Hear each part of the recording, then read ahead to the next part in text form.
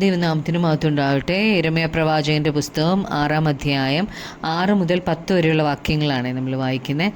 6-7 വാക്യങ്ങൾ വായിക്കുമ്പം, സൈന്യങ്ങളുടെ യഹോവ ഇപ്രകാരം കൽപ്പിക്കുന്നു, വൃക്ഷം മുറിപ്പീൻ, യെരൂശലേമിന് നേരെ വാട കോരുവീൻ, സന്ദർശിക്കപ്പെടുവാനുള്ള നഗരം ഇതുതന്നെ. അതിൻ്റെ അകം മുഴുവനും പീഡനം നിറഞ്ഞിരിക്കുന്നു. കിണറ്റിൽ പച്ചവെള്ളം നിറഞ്ഞിരിക്കുന്നത് പോലെ അതിൽ എപ്പോഴും പുതിയ ദുഷ്ടത സംഭവിക്കുന്നു. സാഹസവും കവർച്ചയുമേ അവിടെ കേൾക്കുവാനുള്ളൂ.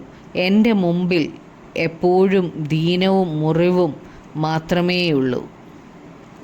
ഈ ഭാഗം വായിക്കുമ്പോൾ നമുക്ക് മനസ്സിലാകുന്നത്, ദൈവമാണ് ബാബേലിനോട് യെരൂശലേമിന് ചുറ്റും പാളയമിറങ്ങാനായിട്ട് കൽപ്പിച്ചത്.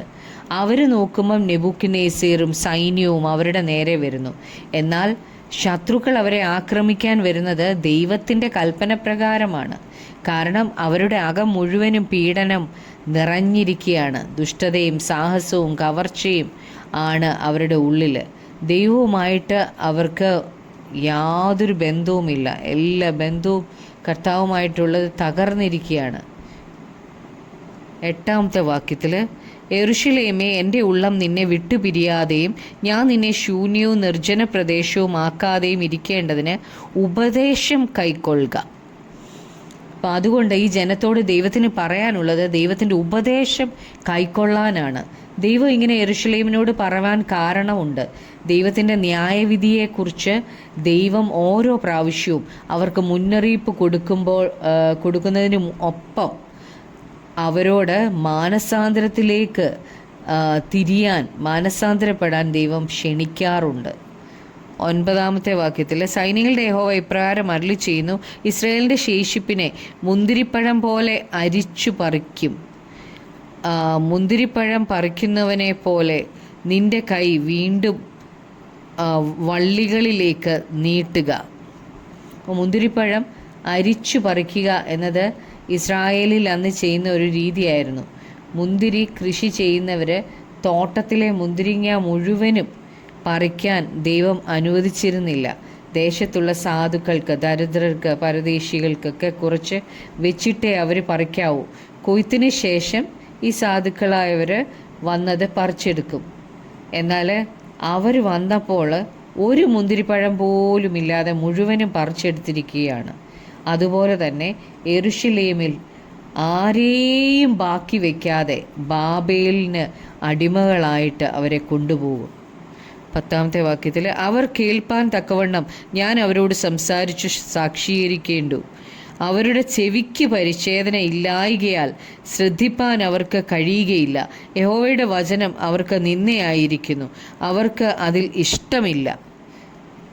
അതുകൊണ്ട് അവർ അടിയന്തരമായിട്ട് എന്ത് ചെയ്യണമെന്നാണ് ഇവിടെ പറയുന്നത്. അവരിൽ ഒരാളെങ്കിലും ദൈവം തന്നോട് പറയുന്നത് കേൾക്കാനുണ്ടോ എന്ന് ദൈവം അന്വേഷിക്കുകയാണ്. എന്നാൽ അവരുടെ ചെവിക്ക് പരിച്ഛേദന ഇല്ല. പരിച്ഛേദന എന്ന നിയമം ദൈവം ഇസ്രായേലിലെ എല്ലാ പുരുഷന്മാർക്കും നൽകിയതാണ് പഴയ നിയമത്തിൽ. എന്നാൽ ഹൃദയത്തിൻ്റെയും നാവിൻ്റെയും പരിച്ഛേദനയെക്കുറിച്ച് നാം കേട്ടിട്ടുണ്ട്. എന്നാൽ പഴയ നിയമത്തിൽ ഇവിടെ മാത്രമേ പരിച്ഛേദന ഇല്ലാത്ത ചെവിയെക്കുറിച്ച് പറയുന്നുള്ളൂ. ജഡികമായത് മാത്രം കേൾക്കാൻ താല്പര്യമുള്ളതും ദൈവത്തെ ശ്രദ്ധിക്കുകയോ അനുസരിക്കുകയോ ചെയ്യാത്ത ചെവിയെക്കുറിച്ചാണ് ഇവിടെ പറയുന്നത്. എന്നാൽ അപ്പോസ്തല പ്രവൃത്തി 7:51 പുതിയ നിയമത്തിൽ സ്തേഫാനോസ് പരിച്ഛേദനയില്ലാത്ത ചെവിയെക്കുറിച്ച് പറയുന്നുണ്ട്. ദൈവത്തിൻ്റെ വചനം അവർ നിന്ദിച്ചിരിക്കുന്നു. അവർക്ക് വചനം ഇഷ്ടമില്ലായിരുന്നു. എന്നാൽ സങ്കീർത്തനം 119 103-ാം വാക്യത്തിൽ നമ്മൾ കാണുന്നത്, തിരുവചനം എൻ്റെ അണ്ണാക്കിന് എത്ര മധുരം, അവ എൻ്റെ വായ്ക്ക് തേനിലും നല്ലത് എന്നാണ്. അപ്പോൾ ഈ വാക്യത്തിൽ ജനത്തിൻ്റെ ആത്മീയമായ രോഗാവസ്ഥയെക്കുറിച്ചാണ് നമ്മൾ കാണുന്നത്.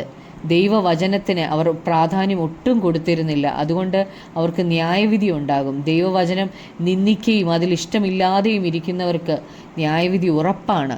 അതുകൊണ്ട് ദൈവവചനത്തിൽ നമുക്ക് രസിക്കാം, നമുക്ക് പ്രാർത്ഥിക്കാം. ഹല്ലേലൂയ, സ്തോത്രം കർത്താവേ.